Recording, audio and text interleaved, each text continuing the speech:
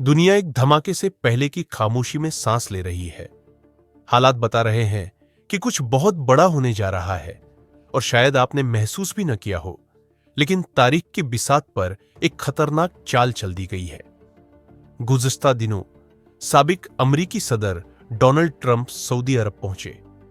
दुनिया ने जो देखा वो सिर्फ कैमरों की आंख का धोखा था, पर 23 फोटो सेशन, शाही मुस्कुराहटें और गर्मजोश मुसाफे। मगर हकीकत वो उन बंद कमरों में छुपी थी जहां अल्फाज नहीं, एजेंडे बोलते हैं। ट्रंप ने एक जुमला कहा, मगर वो जुमला नहीं, एक पैगाम था, एक वार्निंग।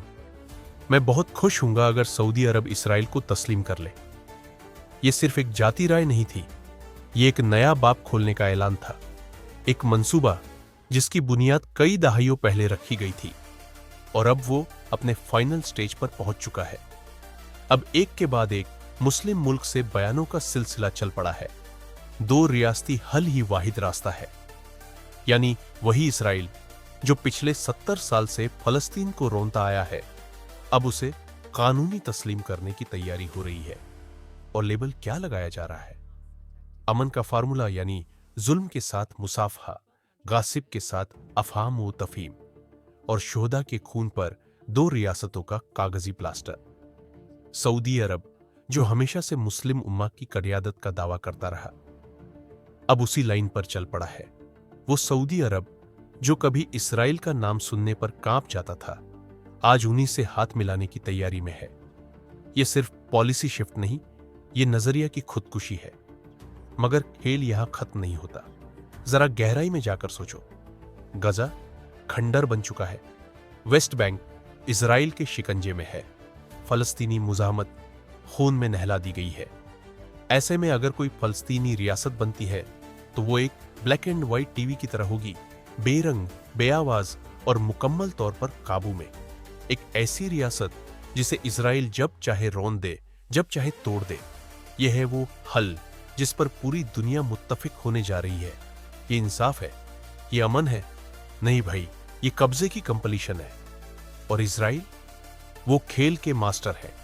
नेतन्याहू जानता है कि थोड़ा सा सियासी खसारा बर्दाश्त करके वो बहुत कुछ हासिल कर सकता है।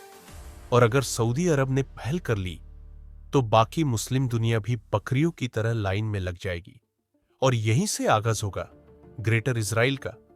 ये ख्वाब कोई फिक्शन नहीं, ये इसराइल का मकरूह मिशन है।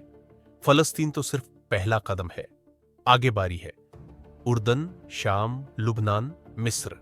और जब सब मुल्क एक एक करके झुक जाएंगे, तब इसराइल का असल रूप सामने आएगा। एक साम्राज्य दरिंदा जो अमन के नकाब में पूरे मशरिक वुस्ता को निगल जाएगा। और अब आते हैं पाकिस्तान पर। हमने हमेशा फलस्तीन का साथ दिया, हर जलसे, हर तकरीर में फलस्तीन जिंदाबाद के नारे लगाए। मगर अफसोस, आज हमारा ऑफिशियल मौकिफ भी इसी 2 रियासती धोखे को तस्लीम कर चुका है। क्यों? क्या हम भी अब इस साजिश का हिस्सा बनने जा रहे हैं? सोचो, अगर कोई तुम्हारे 2 बच्चे अगवा करे और फिर कहे, एक वापस करता हूं, दूसरे को रख लेता हूं, चलो सुलह हो गई, क्या तुम मानोगे? ये अमन नहीं, ये जिल्लत है। ये इंसाफ नहीं, ये शिकस्त है। 2 रियासती हल का मतलब है, एक तरफ ताकतवर इसराइल हथियारों से लैस मगरिब की पुश्तपनाही के साथ, और दूसरी तरफ एक कमजोर, कटी फटी, मजबूर फलस्तीनी रियासत जो कुछ बोलने की भी हिम्मत न रखती हो। ये हल नहीं, ये फलस्तीन के ताबूत पर आखिरी कील है। दोस्तों, अब वक्त आ गया है सच कहने का, ऊंची आवाज में। नहीं चाहिए हमें कोई 2 रियासती हल। हम मानते हैं एक ही हकीकत, फलस्तीन एक मुकम्मल खुद मुख्तार रियासत है जिसमें गजा, वेस्ट बैंक और अल-कुद्स शामिल है। और इसराइल, उसका वहां कोई वजूद तस्लीम नहीं किया जा सकता। अब भी अगर खामोश रहे तो कल तारीख हमें माफ नहीं करेगी। ये वीडियो सिर्फ एक मकसद के लिए है, सच को जियो, झूठ को जला दो। इसराइल के साथ अमन नहीं, सिर्फ मुजाहमत ही इंसाफ है। 2 रियासती हल, हाँ, ग्रेटर इसराइल का पहला कदम, फलस्तीन की मुकम्मल आजादी, यही वाहिद हल है।